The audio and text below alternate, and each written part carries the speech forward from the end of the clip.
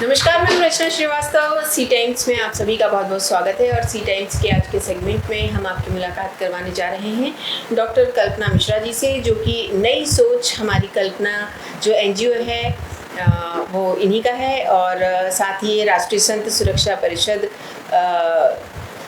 को लेकर भी काफ़ी सक्रिय हैं, इन्हीं का संगठन है। और ब्राह्मण अंतर्राष्ट्रीय महिला संगठन ट्रस्ट एमपी की प्रदेश अध्यक्ष भी हैं। तो आइए मुलाकात का सिलसिला शुरू करते हैं। बहुत बहुत स्वागत है आपका हमारे स्टूडियो में। बहुत बहुत धन्यवाद। सबसे पहले आप हमें ये बताइए कि आपकी एजुकेशन कहाँ से हुई और उसके बारे में कुछ बताइए। मेरी एजुकेशन तो 12th तक पिताश्री के घर पे थी। उसके बाद आफ्टर मैरिज मेरी सारी एजुकेशन हुई है। उसके बाद बीए, फिर उसके बाद एमए, फिर रुक के फिर एमफिल किया, फिर 2-3 साल रुक के फिर पीएचडी किया जी। क्योंकि मेरे जो ससुर साहब थे और मेरे पिताश्री थे वो चाहते थे कि मैं डॉक्टरेट करूं, और मुझे पढ़ने का वैसे ही बहुत शौक था। और इसके पहले मेरा पीएमटी में सिलेक्शन हो गया, तो अरे वाह, मैं एकदम साइंस से आर्ट्स पे आ गई थी, but I am satisfied. Okay. तो आपका ये जो संगठन है, ये जो संस्था है नई सोच हमारी कल्पना, ये बनाने का ख्याल कैसे आया? नई सोच हमारी कल्पना जैसा कि नाम से है, तो इसका ख्याल तो मुझे ऐसे आया। मेरे बेटे के साथ में मेरी विचार विमर्श हो रहे थे। ऋषि छोटा पीटा है जी। तो हम दोनों इस बारे में काफ़ी चर्चा करते हैं हमेशा। तो नई सोच तो मतलब नई सोच ही, तो इंसान जब तक नई सोच के साथ नहीं चलेगा, अपडेट और अपग्रेड नहीं होता रहेगा, तो ठहरा हुआ पानी तो हमेशा गंदा हो जाता है। पानी को बहते रहना चाहिए, तो हमें नई सोच के हिसाब से हमेशा आगे बढ़ते रहना चाहिए। और हमारी कल्पना से मतलब है हम जो सोचते हैं, हम जो ख्वाब देखते हैं, इमेजिनेशन, उन्हें सिर्फ इमेजिनेशन पे नहीं छोड़ना है, उस कल्पना को साकार करना है। बिल्कुल। और क्योंकि ये महिला संगठन है, तो इसमें महिलाएं कैसे अपने सपनों को साकार कर पाएँ, जो कि वो शादी के पहले चाहती थी। कोई कुछ बनना चाहता था, कोई कुछ बनना चाहता था, लेकिन वो नहीं बन सकी। लेकिन वो सब कुछ ख्वाब जीने का, कभी बच्चे बनने का, कभी डांस करने का, कभी सोशल वर्क करने का, तो उसे कैसे जिंदा रखा जाए, उसे कैसे प्लेटफॉर्म दिया जाए, उसके लिए ये संगठन का मैंने बनाया। बहुत अच्छा काम कर रही हैं आप। और क्या आपका ये संगठन महिलाओं को फाइनेंशियली स्ट्रॉन्ग करने के लिए भी कोई प्लेटफॉर्म प्रोवाइड करता है? एक्चुअली हाँ, हमारा उद्देश्य यही है कि महिलाएं अपने समाज में अपनी जगह तो पाएं ही, साथ ही वो फाइनेंशियली स्ट्रॉन्ग बनती हैं। हम कुछ कॉम्पिटिशन्स कराते हैं ऐसे, जिनके थ्रू उनको काफ़ी स्कोप मिला है आगे लाइफ में, कैसे बिजनेस करें या कैसे वो अपना, जैसे हम एक हर साल का हमारा एक छोटा सा एग्जांपल बताती हूँ कि बेस्ट डिज़ाइनर और मेकअप आर्टिस्ट का भी हम कंपटीशन करवाते हैं। तो उसमें जो न्यू कमर्स आते हैं नए तैयारों की, तो उनको हर साल जब भी उस प्लेटफॉर्म पे वो आए हैं हमारे, तो उन्हें हमेशा उनको बहुत बिजनेस मिला है। ये उन्होंने हमें बताया है हमेशा। और आपकी संस्था जो है सारे महिलाओं को शायद मतलब इंटरटेनमेंट का भी काम होता है, एनजीओ भी की तरह भी काम करती हैं, तो काफ़ी सारा एक साथ एक ही छत के नीचे आप ऑर्गेनाइज करती है। सच बताऊँ तो जितना इस कल्पना ने सोचा हुआ है, इस नई सोच हमारी कल्पना के लिए, उसमें से तो हम बहुत कम कर पाते हैं। लेकिन हाँ, सोशल वर्क मेरा मेन है कि हम समाज में क्या अपना दे पाते हैं, बेस्ट क्या दे पाते हैं। उसमें से ये रहता है कि हम पौधे भी लगाते हैं, हम महिलाओं के लिए भी काम करते हैं, बच्चों के लिए भी काम करने की कोशिश करते हैं। और क्योंकि महिलाएं हैं, घर से बाहर निकलती हैं थोड़े समय के लिए, तो एक एंटरटेनमेंट ज़रूरी होता है।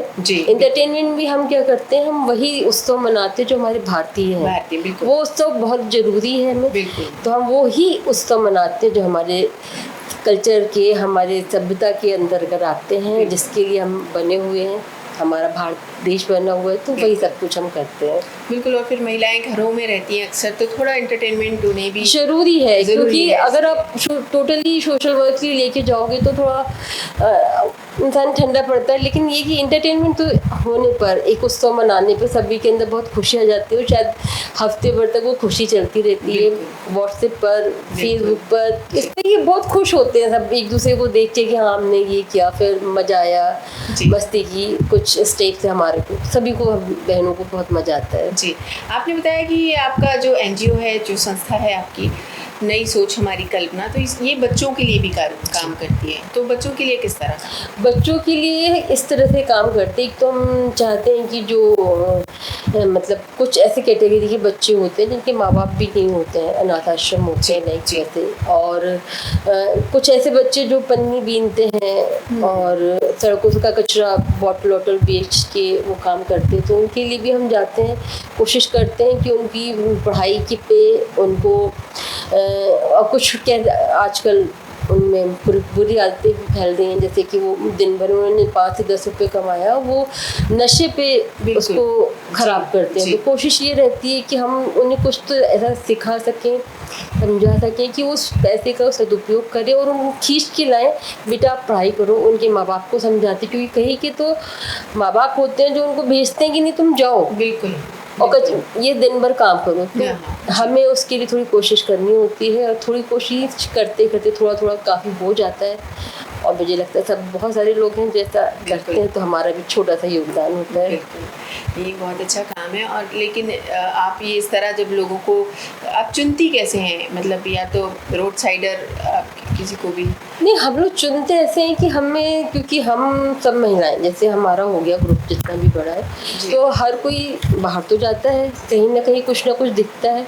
हमें जब भी जहाँ कुछ भी दिखता है हम वहाँ ज़रूर जाते हैं। हमारे एक जगह डिसाइड नहीं है कि हमें सिर्फ यहीं जाना हो, यहीं काम करना, या अनाथ आश्रम में जाके हमने अपना खाना पूर्ति कर लिया, ऐसा नहीं। हम ऐसी जगह पे ही जाते हैं जहाँ पे ज़रूरत होती है, एक्चुअली हमें दिखता है, नहीं दिखता है तो उस चीज़ से कोई मतलब नहीं है। लेकिन जैसे आपने उनकी हेल्प की और उसके बाद ये भी हुआ ना कि आप आ गए फिर उनके पेरेंट्स के साथ मिलकर, वो नहीं, अब ये भी हुआ है हमारे साथ में, तो हम लोग थोड़ा सा नज़र रखने का काम भी करना शुरू कर दिया हम लोगों ने। जिस तरह के हम पौधों पे रखते हैं कि हम पौधे हमारे बड़े हो रहे हैं या नहीं हो रहे हैं, वैसे उन बच्चों पे भी जाके नज़र रखने की कोशिश करते हैं। थोड़ी थोड़ी देर में जब हम पहुंच जाते हैं तो वो बच्चे चौंकते हैं।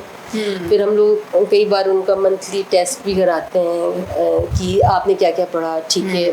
और एक संस्था और है जो गौरी घाट में काम करती है, उस संस्था के साथ भी जो बच्चे वहाँ पे आते हैं उनके साथ भी हमने रखा हुआ है इस टाइप का, तो हम कोशिश तो करते रहते हैं जितना हो सकता है। कि आपने जैसा कहा ये बिल्कुल सही है कि कई बार पेरेंट्स खुद बच्चों को भेजते सिग्नल पे या ये काम करने के लिए, पैसे कमाने के लिए, तो कहते हैं ना जब रक्षक ही भक्षक बन जाए तो फिर उनको देखने वाला कौन? वहाँ पे वो बहुत कठिन काम होता है। आप डी सेंटर या स्टेट की कई जो संस्थाएं, सरकारी संस्थाएं बनी हुई हैं जबलपुर में, तो कोशिश रहती है वहाँ भेजने की। तो उसके अलावा भी अब जैसा भी सिचुएशन होती है, लेकिन हम अपनी तरफ से पूरी कोशिश, बिल्कुल कोशिश। आपकी संस्था ने एक झंडा यात्रा निकाली थी 15 अगस्त 2022 को जी, तो उसके बारे में कुछ बताइए। अब सच बोलूँ तो एक मेरा ख्वाब था जी। ख्वाब तो मेरे बड़े बड़े हैं जो पता नहीं इस जन्म में पूरा हुई कि नहीं, बिल्कुल पूरे। तो मुझे ऐसा लगता है हमेशा कुछ कोड बनाया जाए, कुछ बड़ा किया जाए। तो अब हर साल तो मनाते हैं 15 अगस्त, हम सभी मनाते हैं आज़ादी का वर्ष। तो हमें ऐसा लगा क्यों ना हमने जो वर्ष चल रहा है उसमें हम 101 मीटर लंबा हमने झंडा बनवाया था। उसकी यात्रा निकाली थी और यात्रा सिविल लाइन में निकली थी। सिविल लाइन जैसे क्षेत्र में यात्रा निकालना बड़ा मुश्किल होता है क्योंकि वो जगह खाली होती है, भीड़ वाली जगह नहीं होती है। लेकिन हम सब ने मिलकर बहुत धूमधाम से बहुत लंबी यात्रा निकाली और बहुत मज़ा किया। उस दिन बारिश बहुत हो रही थी, पर ईश्वर कहते ना जहाँ पे इच्छा हो तो वहाँ पे ईश्वर आपके साथ होता है। 1 घंटे के लिए बारिश बंद हुई और हमारी यात्रा बहुत अच्छी तरह से सफल हुई और हम सब बिल्कुल मतलब देशभक्ति में सरोवर होके उस दिन घर पे आए थे। जी बिल्कुल। मैम आपने जैसे बताया कि राष्ट्रीय संत सुरक्षा परिषद भी आप देखती हैं, तो ये मतलब संत सुरक्षा थोड़ा सुनने में अजीब लगता है। क्या है राष्ट्रीय संत सुरक्षा परिषद, हमारे जो राष्ट्रीय अध्यक्ष हैं दादा ईश्वर गिरी जी, उन्होंने बनाया हुआ है। तो उसमें जो महिला प्रकोष्ठ है उसके प्रदेश उपाध्यक्ष हूँ। तो उसका उद्देश्य बनाने का ये है कि अब संत सुरक्षा, वो लोग का गलत मतलब निकालते हैं। संत तो खुद भी सक्षम होते हैं दूसरों की सुरक्षा करने की, लेकिन जो छोटी लेवल के हमारे जो संत होते हैं जिनको पेंशन उनके लिए शुरू की जाए या फिर बिना कारण में उनको फंसाने की कोशिश की जाती है उसके लिए, या साथ में उनका गौरक्षा का भी होता है, तो उस लेवल पे भी हम लोग काम करते हैं। और हम भारतीय संस्कृति को हम कैसे जिंदा रखें उस पर भी हम काम करते हैं। तो ये उद्देश्य तो बहुत बड़ा है इस राष्ट्रीय संस्था का, लेकिन हम जिस स्तर पे काम कर पाते हैं वो करते हैं। जी, जैसे संत पे हमले भी आजकल काफी देखने में आए हैं कि संतों पे हमले हो रहे हैं, उनको मार डाला गया या ये घायल कर दिया गया, तो ये क्या उससे भी रिलेटेड है? हाँ, ये शायद नहीं, ये उससे ही रिलेटेड है कि आप एक संत की मतलब मारने के, घायल करने का, आप भी जैसे कि जानती हैं कि दुर्घटनाएं हो रही हैं और इसको तो बहुत बुरा, मतलब समाज का एक बुरा एक पहलू है जो अनदेखा रहता है। तो उसके लिए आगे तो आना पड़ेगा ना लोगों को आगे। तो हम भी संतों के साथ में रहना चाहते हैं, और संतों सादिक तो मतलब समझ लो कि वैसे ही अपने आप में ईश्वर तुल्य होता है कि हम संतों के साथ में आते हैं तो हम वैसे ही उनके साथ में बैठ के अपना धन्य समझते हैं। जी बिल्कुल। क्या आपकी संस्था इस तरफ भी कोई काम करती है कि जो मंदिर में जो पैसा आता है उसकी सुरक्षा को लेकर? एक्चुअली ये राष्ट्रीय संत सुरक्षा परिषद में एक हमारे जो मतलब मांग पत्र है उसमें एक ये भी है कि जो भारत देश है, ये हमारा आज़ाद देश है माना जाता है, लेकिन यहाँ पर सारे मजहब के लोग रहते हैं। तो किसी चर्च की, किसी मस्जिद की, जी, कहीं पे आपने देखा कि कहीं पे या कोई गुरुद्वारा जिसको सरकार ने अपने ले लिया है? नहीं लिया है किसी को, केवल मंदिरों को लिया है। और मंदिरों से वो जो पैसा सरकार के पास जाता है उस इनकम का हमको कोई ब्यौरा नहीं है हमारे पास, मेरे ख्याल से आपके पास भी नहीं होगा। तो जो हमारे जो बड़े बड़े मंदिरों से जो जाता है पैसा जाता है वो कहाँ पे वो खर्च करते हैं वो आज हमें बताएं, पूरा ब्यौरा दें। और सिर्फ मंदिर ही क्यों, क्योंकि चर्च में ही बहुत सारा फंडिंग होती है विदेशों से, करोड़ों नहीं अरबों में होती है, मस्जिदों को भी होती है, गुरुद्वारों को भी होती है। तो सिर्फ मंदिर ही क्यों? फिर अगर मंदिर से आप पैसा लेके जाते हो तो उसके लिए आप गुरुकुल खोलिए, आप गौशाला खोलिए, उनका ब्यौरा दीजिए कि आप हमको क्यों नहीं, क्योंकि आज हमें इन गुरुकुलों की इतनी आवश्यकता है। अपने भारतीय सभ्यता ही बोलूँगी क्योंकि सनातन सभ्यता जो है वो भारतीय सभ्यता है, उस सभ्यता को जिंदा रखने के लिए आपको इन सब चीज़ों की बहुत ज़रूरी है कि इसका ज्ञान होना में बहुत ज़रूरी है। उस ज्ञान को जिंदा रखने के लिए कि आप हमारे जो सनातन धर्म के मंदिरों को लेके जाते हैं तो क्या आप उन पैसों का खर्च हमारे सनातन धर्म के लिए करते हैं? आप हमें बताइए, हम जानना चाहते हैं। नहीं, वो क्या करते हैं वो नहीं मालूम, कोई बताने तैयार नहीं है कोई बताने तैयार नहीं है। ये जो आजकल पॉलिटिकल पार्टीज हैं ये अक्सर चुनाव के आसपास फ्री चीज़ें, फ्री राशन, फ्री बिजली, पानी सब फ्री कर रखा है, तो ये सुनने में तो बड़ा अच्छा लगता है और कुछ समय के लिए जनता भी बड़ी खुश हो जाती है, लेकिन ये आपकी नज़र में कहाँ तक सही है? अब सच बोलूँ तो फ्री मतलब क्या आप वोट खरीद रहे हो? बिल्कुल।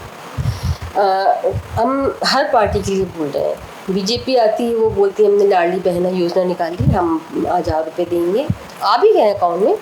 फिर कांग्रेस आती है वो बोलती है हम 1500 रुपये देंगे, फिर वो बोलते नहीं हम तो 3000 तक बढ़ा देंगे, फिर वो बोलते ऐसा, फिर वो बोलते वैसा। अरे क्या यहाँ वोटों की लूट मची है या जैसे क्या? आप ये लोग फ्री, आप ये लोग फ्री मतलब फ्री दे के आप वोटर को खरीद रहे हो? नहीं, इस देश में फ्री सिर्फ शिक्षा होनी चाहिए और स्वास्थ्य होना चाहिए, उसके अलावा कुछ फ्री नहीं होना चाहिए। और फ्री देकर आप उनको अपंग बनाते हो। आज हमारे घर पे काम करने वाली बाई है, जैसे 2 दिन पहले ही पैसा जिस अकाउंट में आया है वो आज मार खा के आती है, बोलती आज मेरे पति ने बोला है कि मैंने तो कल तुम मुझे पैसे निकाल के दे, आज मुझे महंगी वाली दारू पीना है। तो वो पैसा जा रहा है, बिल्कुल वो पैसा उनके अपनी लाइफ स्टाइल के को खाने पीने में, हम वो बहुत मेहनत करती हैं, वो 10-10 घरों में काम करती हैं, वो घर में मैक्सिमम वो घर महिला ही चलाती है और उसकी कोई वैल्यू नहीं होती कि वो घर चला रही है, तब भी वो मार खाती है।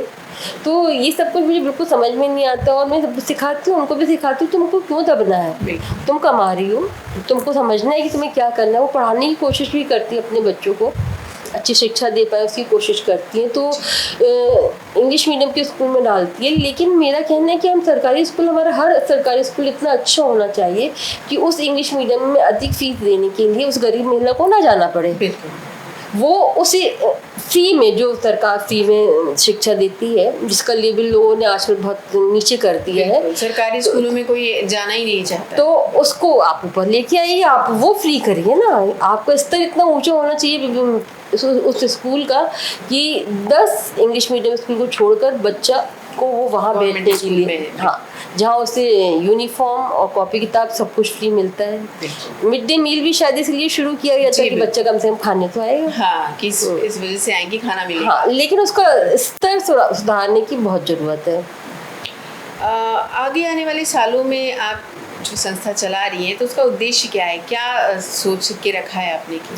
देखिए, हमने तो सबसे पहले ये सोच के जो रखा हुआ था कि नई सोच, तो नई सोच एक जो है वो समाज में एक नई सोच लेके आए जी। जो हर एज का व्यक्ति है, जो 18 का है, 50 का है या 60-70 का है, हर महिला, क्योंकि हमारा महिला संगठन है, तो वो अपने जीवन में एक नई सोच के साथ में आगे बढ़े। और ये सोशल वर्क करना, एंटरटेनमेंट करना, ये बहुत काफ़ी नहीं है। तो हम इसे तो हम राष्ट्रीय लेवल पे ले जाना चाह रहे हैं, और हम कई जगह पे इसका और दूसरी जगह पे भी अपनी ब्रांचेस बना रहे हैं। लेकिन हम चाहते हैं कि हमारा समाज जो है, और इस स्तर पे काम करने की बहुत ज़्यादा ज़रूरी है जो ज़मीनी स्तर पे हो। जो सिर्फ हम फ़ोटो खिंचवा के आ जाते हैं उसमें मज़ा नहीं आता है। लोगों जिन्हें ज़रूरत है उन तक नहीं पहुंच पाता है, ये हमने बहुत देखा है। और कुछ ऐसी जगह पे हम लोग गए भी हैं जहाँ पे जाके हम लिटरली रो के आए कि ऐसा भी दुनिया में होता है। क्योंकि अभी हम कुछ ऐसी जगह पे गए थे जहाँ पे एक महिला थी, उसको वो अपने पति के साथ हनीमून पे गई थी, वहाँ पे उसके साथ गैंग रेप हुआ, और साथ ही उसको पति की सोच देखिए, पति ने उसे छोड़ दिया, तो और महिला को गर्भ ठहरा हुआ था, वो पागल हो चुकी है। तो वो ऐसी जगह पे रह रही जहाँ पे हमें पता नहीं, बड़ा मुश्किल काम है, उसको कोई पूछने वाला नहीं होता है। हम मिल के आए तो हम वहाँ से रोक के आए कि समाज में ऐसा भी होता है। तो अब जा रहा है समाज, तो इस समाज को कहाँ पहुँचा रहे हो आपको, तो हम सबको मिलकर इस पर काम करना है।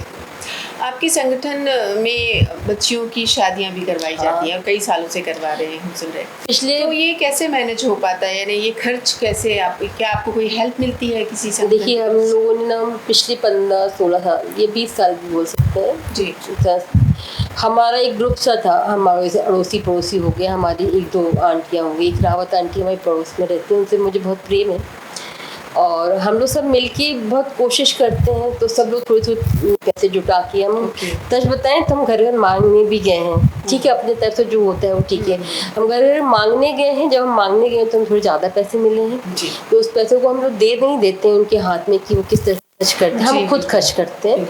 कि उनका राशन का हो गया, उनकी थोड़ी ज्वेलरी हो गई, या उनका जो भी खर्चा होता है उस पर खर्च करने का, तो हम काफ़ी उसमें मेहनत करते हैं। इस तरह से हम लोग आगे का काम करते हैं। बहुत अच्छा काम। और ये मुझे लगता नहीं कि हम लोगों ने किसी न्यूज़पेपर में ज़्यादा छपवाया होगा, या हमने इसको, हमें तो उस समय एक फ़ोटो खींचने का भी ख्याल नहीं आता है कि मुझे लगता है बस काम हो जाए अच्छी तरह से। हाँ, उसके बाद जो खुशी मिलती है वो बहुत अच्छी लगती है। वही तो है। आजकल बच्चों की मानसिकता ऐसी क्यों होती जा रही है कि जो करियर बनाने की उम्र है उसमें प्यार, और फिर बाद में आजकल इतने केस देखने में भी आ रहे हैं कि बाद में मर्डर हो जाता है, लव जिहाद भी इसे जोड़कर देखा जा सकता है। तो आपका नज़रिया क्या है? देखिए, मेरा नज़रिया बहुत अलग है। पहली बात तो ये कि प्यार करना कोई गुनाह नहीं है जी, ठीक है, लेकिन एक जो औरत होती है, एक जो बच्ची होती है, ईश्वर ने शायद उसे 2 आंखें उसके पीछे भी दी हुई हैं। एक महिला को, एक लड़की को पीछे से भी देखता है, उसे पता होता है कि मुझे पीछे देख रहा है, तो ये जो उसकी छठी इंद्रिय उसको हमेशा जिंदा रखें, ये सबसे बड़ी चीज़ है। दूसरी चीज़ ये कि आप हमारे माँ बाप, हम जो है, हमारी जिम्मेदारी बनती है कि हम बच्चों को दिमाग में ये बात बैठा के रखिए, आप छोटी छोटी गलती करते हो हम आपको डांटते हैं, हम डांटेंगे, ऐसा नहीं कि हम नहीं डांटेंगे, लेकिन जिस दिन बेटा आप इस बड़ी मुसीबत में कभी फंसे हो तो आप कभी ये मत सोचना कि मैं अपने माँ बाप को कैसे बताऊँ या कैसे बताऊँ। हम माँ बाप जो हैं आपके पास आएंगे, आपकी बात को समझेंगे और आपको उस मुसीबत से जरूर निकाल देंगे। और कोशिश तो यही होना चाहिए कि आप पहले करियर बनाएं। और आज महिला की जगह ही आपकी समाज में तभी मिल पाती है जो पैसा कमाना महिला के लिए बहुत ज़रूरी तो होता है। एक लड़की के लिए पैसे कमाना उसकी हैसियत बताता है, हैसियत नहीं उसकी, समझो आप किसी के आगे पैसे मांगते हो कि मुझे खर्च के लिए पैसे दो, और जब आप खुद अपना पैसा खर्च करते हो वो बात अलग होती है। अपने पैरों